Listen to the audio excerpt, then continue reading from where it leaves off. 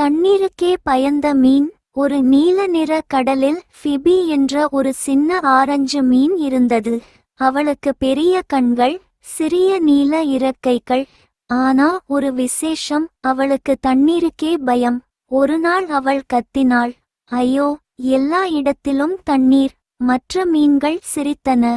ஃபிபி, நாம தண்ணீரில்தான் வாழ்கிறோம். ஃபிபி மெதுவாக நீந்த முயன்றாள். அவள் இலைகளை இறக்கைகளில் கட்டிக்கொண்டாள். நான் நனைக்க கூடாது என்றாள். ஒரு நண்டு கேட்டது.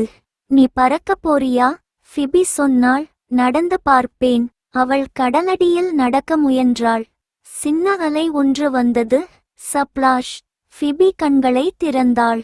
ஓ, நான் சரியாக இருக்கே. அவள் சந்தோஷமாக நீந்த ஆரம்பித்தாள். அந்த நாளிலிருந்து அவள் வேகமான மீனாக மாறினாள். மற்ற மீன்கள் இன்னும் கிண்டல் செய்தன.